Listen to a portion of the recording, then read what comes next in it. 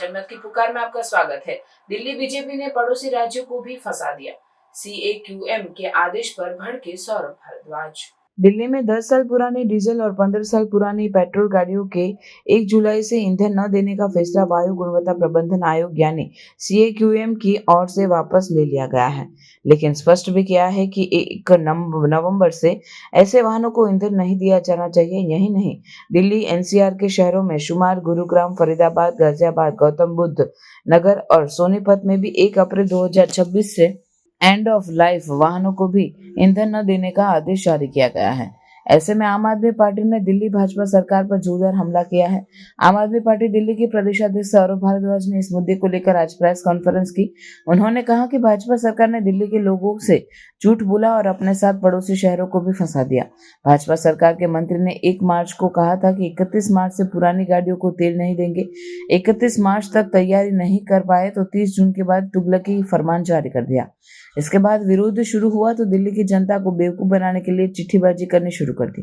सौरभ भारद्वाज की पूरी बात सुनिए। दिल्ली की भारतीय जनता पार्टी सरकार लगातार दिल्ली वालों से झूठ बोल रही है और एक झूठ को छुपाने के लिए 100 झूठ बोलने पर अब ये फंस गए हैं कि हर झूठ को छुपाने के लिए 100 झूठ बोलने पड़ रहे हैं। 1 मार्च को इनकी सरकार को बने 1 हफ्ता हुआ था और इनके मंत्री ने अनाउंसमेंट करके कहा, मनजिंदर सिंह सिरसा साहब ने, कि हम 31 मार्च से पुरानी गाड़ियों में पेट्रोल देना बंद कर देंगे। ये बाइट सबके पास है। 31 मार्च तक इनकी तैयारी नहीं थी, लिहाजा 30 जून से इन्होंने कहा कि साहब 30 जून के बाद अब हम पेट्रोल और डीजल गाड़ियों को नहीं देंगे।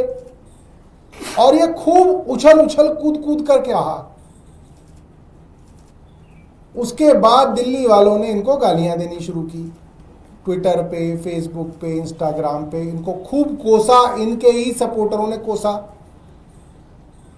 हम लोगों ने प्रेस वार्ता की तो झूठ बोल दिया गया कि नहीं साहब, ये तो जो है ना, high court, supreme court, NGT के ऑर्डर थे,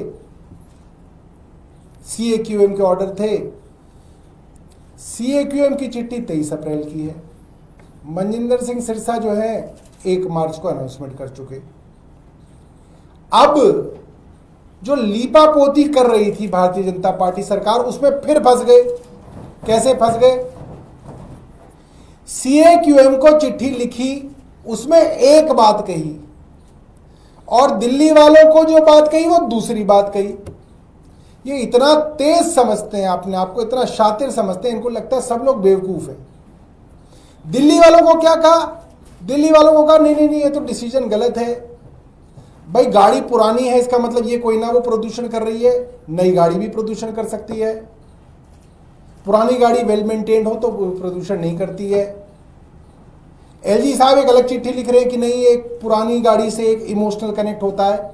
ये सारी चिट्ठीबाजी किसके लिए हो रही है? दिल्ली के लोगों के लिए, उनको बेवकूफ बनाने के लिए ये चिट्ठीबाजी है। CAQM को क्या चिट्ठी लिखी गई उसको सुनिए। CAQM को कहा गया कि साहब, हम आपके फैसले से पूरी तरीके से सहमत हैं। यह बात दिल्ली सरकार के मंत्री ने CAQM को चिट्ठी में लिखा कि आप जो कदम उठाना चाहते हैं वो बहुत अच्छे कदम है, हमारी सरकार आपके साथ खड़ी है, मगर क्योंकि कुछ टेक्निकल प्रॉब्लम आ गई है, हमारे कैमरास की कुछ प्रॉब्लम आ गई है, और क्योंकि अड़ोस पड़ोस के अंदर जो शहर हैं जैसे नोएडा, ग्रेटर नोएडा, गाजियाबाद, फरीदाबाद, गुड़गांव, सोनीपत, इनमें क्योंकि नहीं हो रहा है, इसलिए सब में एक साथ किया जाए। दिल्ली वालों को अलग कहानी सुना रहे हैं, CAQM को अलग कहानी सुना रहे हैं। और CAQM ने कल रात को चिट्ठी का जवाब दे दिया। उन्होंने कहा बहुत अच्छी बात है, 1 नवंबर से जैसा दिल्ली सरकार ने CAQM को कहा वैसा CAQM ने मान लिया। और उन्होंने कहा बहुत अच्छी बात है, 1 नवंबर से तुम्हारे साथ 5 और शहरों की गाड़ी जब्त करी जाएगी। तो खुद तो डूबे, 5 शहर और डुबो लिए ना अपने साथ। अब तक तो 62 लाख गाड़ियों को कबाड़ में भेजने की बात हो रही थी कि भाई 62 लाख गाड़ियां कबाड़ में जाएंगी। दिल्ली वाले ही हाय हाय कर रहे थे। अब गुड़गांव वाले, नोएडा वाले, ग्रेटर नोएडा वाले, गाजियाबाद वाले, फरीदाबाद वाले, सोनीपत तक को नहीं छोड़ा इन्होंने।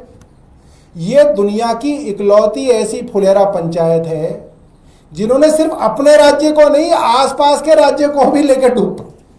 भाई मेरे ऐसे समझदार लोग कहीं नहीं देखे। पहले तो 62 लाख गाड़ियां कबाड़ी में जा रही थी, अब 2 करोड़ गाड़ियां कबाड़ में जाएंगी। क्यों? क्योंकि इतने समझदार मंत्री और इतनी समझदार सरकार दिल्ली में बैठी है। और इन्होंने एक और ऐसा काम किया जिसकी वजह से सुप्रीम कोर्ट पे भी मुंह की खाएंगे। क्यों?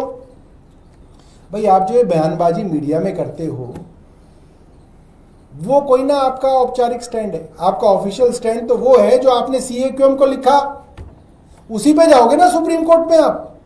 CAQM को आपने क्या लिखा? मनजिंदर सिंह सिरसा जी ने अपने हाथ से लिख के साइन किया है, सरकार की तरफ से चिट्ठी गई है।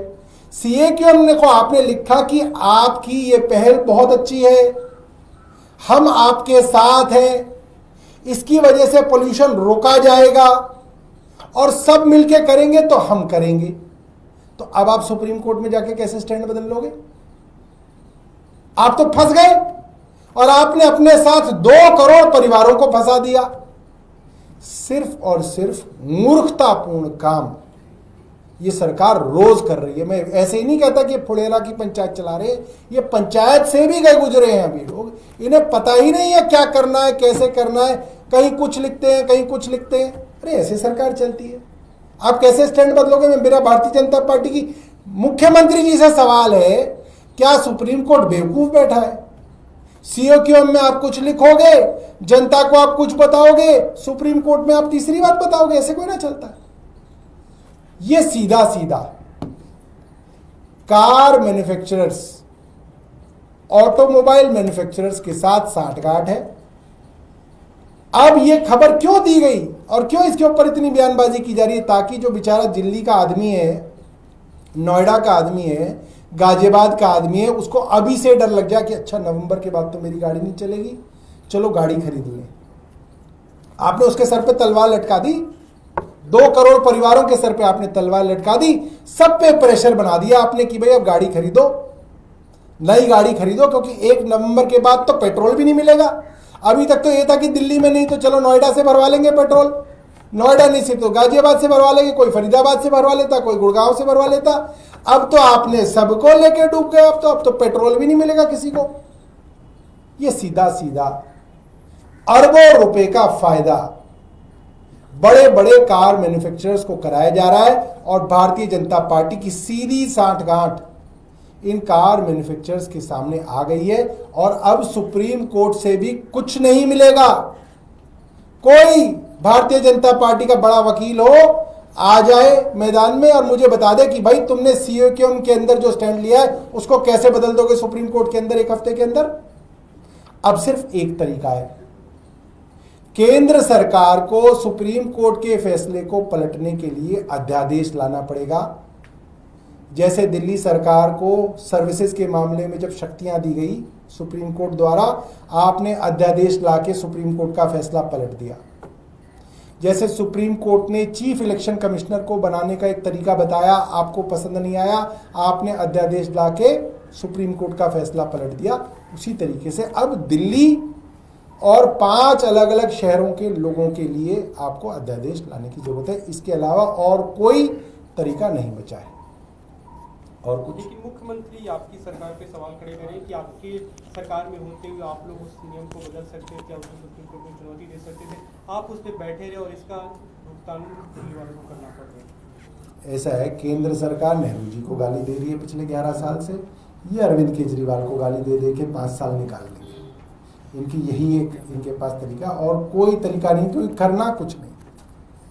सर, पवन खेड़ा है कांग्रेस के नेता, उन्होंने एक ट्वीट किया है और ये सवाल पूछा है कि धामी जी जल महल बना रहे हैं, और ये जवाब दे रहा है अरविंद केजरीवाल के शीश महल को। और जनता धामी जी से पूछेगी करोड़ों रुपए का जो ऑल वेदर ये बना रहे हैं स्विमिंग पूल, उत्तराखंड की जनता हिसाब में। देखिए, मुझे नहीं पता कि धामी जी कौन सा महल बना रहे हैं, मगर एक YouTube पे मैंने वीडियो जरूर देखा था जिसमें एक महल नुमा बहुत बड़ी कोठी थी और उसके बाहर धामी जी जो हैं बैठ के नाश्ता कर रहे थे। वो घर काफ़ी बड़ा है, मुझे नहीं पता कि वो सरकारी घर है या प्राइवेट घर है, मगर हम आप बहुत दूर क्यों जाएं, हमारे तो यहाँ पे प्रधानमंत्री निवास ही बहुत आलीशान बन रहा है, उसके बारे में कोई खबर बाहर नहीं आ रही। सर बसंतपुर में जय हिंद कैंप है, वहाँ पर लोग ये आरोप लगा रहे हैं कि उनकी बिजली काट दी गई कल सुबह से और बिजली नहीं है, उनको बताया भी नहीं गया, उन्हें आशंका है कि उनकी जुतियाँ तोड़ दी जाएँ। देखिए, ये मामला किसी एक कैंप का नहीं है। वजीरपुर के पास जहाँ पे हम कई बार जा चुके हैं, संजय सिंह जी भी गए हमारे साथ, वहाँ पे उन झुग्गियों को जिनको कोर्ट से स्टे मिल गया है कि आप इन झुग्गियों के ऊपर एक्शन नहीं ले सकते, उन झुग्गियों का पानी और बिजली काट दी गई है। ये कई बार जो है यूट्यूब चैनल्स पे भी ये बात आई है। एक चैनल है शरद शर्मा ऑन ग्राउंड, उसके अंदर ये बात आई, कई बार आई कि साहब अदालत ने तो उनको स्टे दे दिया है और सरकार ने बिजली और पानी काट दिया ताकि वो अपने आप छोड़ के भाग जाए। तो सरकार हर जगह कर रही है। सर जी, इसके अलावा एक मुद्दा और है, कल जब बुक लॉन्च के दौरान अरविंद केजरीवाल ने नोबेल पुरस्कार का जिक्र किया, तो अभी दिल्ली बीजेपी के अध्यक्ष वीरेंद्र सचदेवा वो कह रहे हैं कि वो अपना मानसिक संतुलन चेक कराए, और अगर भ्रष्टाचार, अनारकी और महिला की पिटाई का कोई कैटेगरी होती तो जरूर मिल जाता नोबेल पुरस्कार। देखिए, अब वीरेंद्र सचदेवा जी सरकार में हैं, सरकार चलाएं। अब जो है इन बातों से काम चलेगा नहीं, अब काम करके दिखाना पड़ेगा। जब तक अपोजिशन में थे तब तक तो काम चल गया, अब काम करें और काम पे बात करें। दिल्ली वाले अब काम का इंतजार कर रहे हैं। अगर आपने हमारा अभी तक चैनल सब्सक्राइब नहीं किया है तो कृपया चैनल सब्सक्राइब कर लें, लाइक करें, शेयर करें, कमेंट करें। तो मिलते हैं फिर किसी और खबरों के साथ। नमस्कार।